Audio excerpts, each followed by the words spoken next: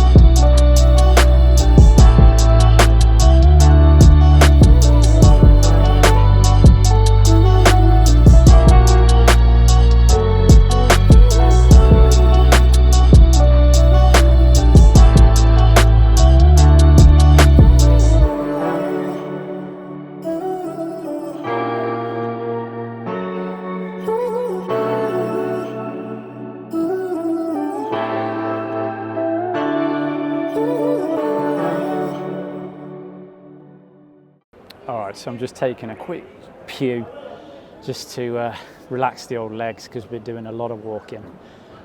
We are in the stadium bit now, so as you can see by this, there's quite a bit out on the back of the stadium as well. Beetles and splits and early bays all out here, and I think that's camping over there as well, and behind the race course. I think that's where the overnight camping is. But I've just shot all the air-cooled stuff at the back.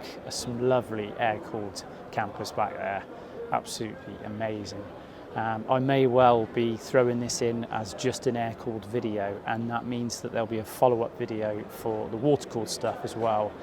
Don't shoot me if I mix it up and something sneaks into either video.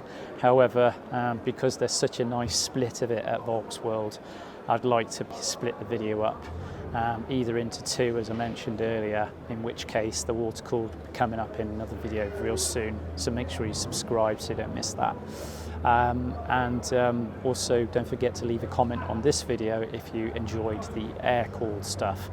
I'm about to go and get some replacement batteries, change out the cameras and come back in to do this all again with the water-cooled stuff. So if I don't see you again in this video, thanks very much for watching.